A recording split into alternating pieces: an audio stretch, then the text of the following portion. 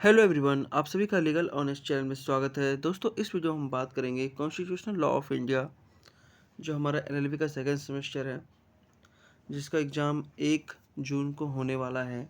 इसके बहुत ही important question जो प्रीवियस ईयर के एग्ज़ामों में पूछे जा चुके हैं, तो चलिए शुरू करते हैं। क्वेश्चन है कि सुप्रीम कोर्ट के जो न्यायाधीश को पद से हटाए जाने की शर्तें लिखिए। उच्चतम न्यायालय के न्यायाधीश को पद से कैसे हटाया जा सकता है, क्या क्या तरीके हैं कि आप एक न्यायाधीश को अपने पद से हटा सकते हैं। तो चलिए शुरू करते हैं। राष्ट्रपति के आदेश द्वारा उच्चतम न्यायालय के न्यायाधीश को उसके पद से हटाया जा सकता है।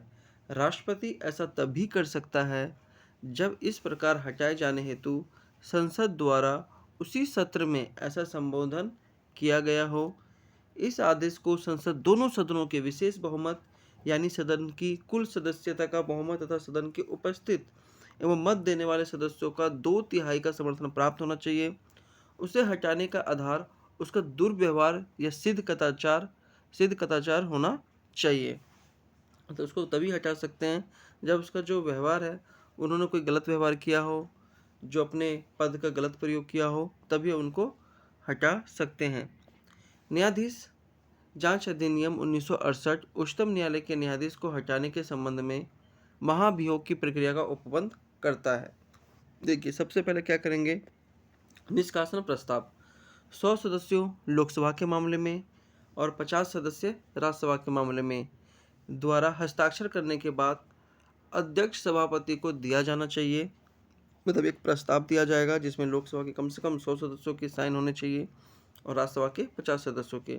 अध्यक्ष सभापति इस प्रस्ताव को शामिल भी कर सकते हैं या इसे अस्वीकार भी कर सकते हैं। यदि इसे स्वीकार कर लिया जाए तो अध्यक्ष सभापति को इस जांच के लिए 3 सदस्यीय समिति गठित करनी होगी। समिति में शामिल होना चाहिए कौन कौन? पहला है मुख्य न्यायाधीश या उच्चतम न्यायालय का कोई भी न्यायाधीश, किसी उच्च न्यायालय का मुख्य न्यायाधीश और प्रतिष्ठित न्यायवादी जो बहुत ही न्याय का जानकार हो। यदि समिति न्यायाधीश को दुर्व्यवहार का दोषी या असक्षम पाती है तो सदन इस प्रस्ताव पर विचार कर सकती है। विशेष बहुमत से दोनों सदनों में प्रस्ताव पारित कर इसे राष्ट्रपति को भेजा जाता है। अंत में राष्ट्रपति न्यायाधीश को हटाने का आदेश जारी कर देते हैं। यह रोचक बात है कि अब तक उच्चतम न्यायालय के किसी न्यायाधीश पर अब तक महाभियोग नहीं लगाया गया। पहला एवं एकमात्र महाभियोग का मामला उच्चतम न्यायालय के न्यायाधीश वी रामास्वामी का है। यद्यपि जांच समिति ने उन्हें दुर्व्यवहार का दोषी पाया, उन पर महाभियोग नहीं लगाया जा सका क्योंकि यह लोकसभा में पारित नहीं हो सका। कांग्रेस पार्टी मतदान से अलग हो गई।